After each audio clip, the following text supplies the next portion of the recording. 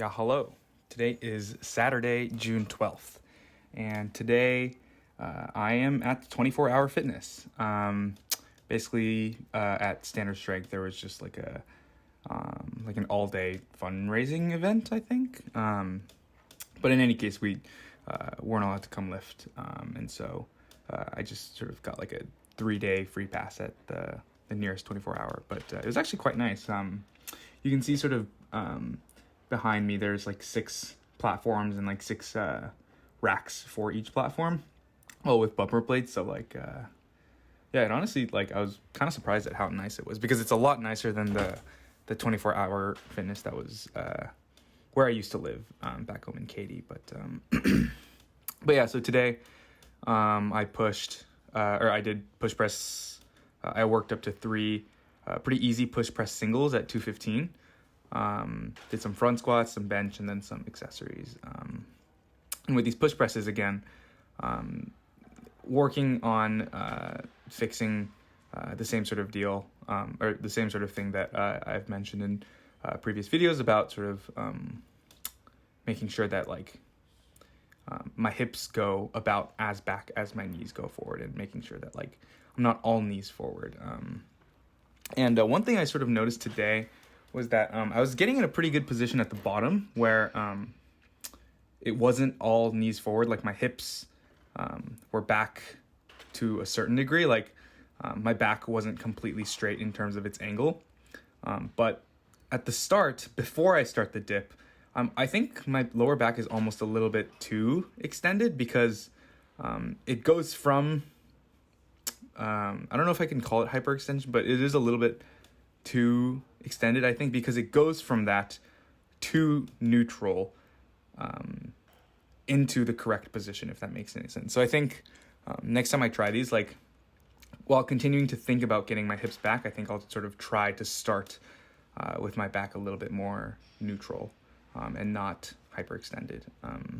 Again, I don't know if hyperextended is the right word to use here, but I think trying to have it a little bit more neutral and then maintaining that as I go into the dip might be better for me. And I think just will potentially cause less of a power leakage.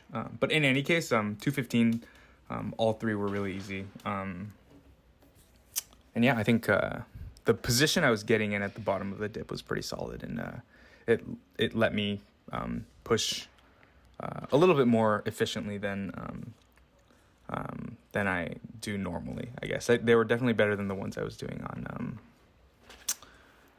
Wednesday. But yeah, and then front squats. My front squats, so I had 3 sets of 3, and they were pretty solid, I think. Like this first set is definitely my best set, and it was pretty easy, and I think positionally I looked pretty good, sort of breaking at the hips first, and not being all just knees forward. And they felt very easy too. And so I was pretty happy with these for the most part. Towards the end, it gets a little, I think it's probably just as I'm getting tired, it just falls a little bit more and more apart. But I think the second set here is also pretty good. Yeah, just really thinking about like initiating the lift by breaking at the hips and knees simultaneously versus just the knees. And so to do that, I'm just thinking like get my hips back. And so here's the third set. This third set was like the least best one, especially like the second and third reps. I guess that wasn't too bad, but this third rep here, yeah, I don't get my hips as far back, and it also just didn't feel as good, I guess. And then moved on to bench, and then these benches here at 24-hour, they're super low, and like the quality of the bench is also just really shitty, and I think that definitely affected like my bench strength. But again, like I wasn't trying to go for anything super heavy, so it just sort of, it is what it is. That's what I was thinking as I was doing these. But yeah, I mean, pretty solid day. I'm pretty happy with the front squats. Obviously, there are a few reps towards the end where it just got a little sloppy, but overall, I think I maintained pretty solid positioning. And on the push presses, at the bottom of the dip, which is like, I guess, the important position, like that's, I was solid in that area. So yeah, solid day.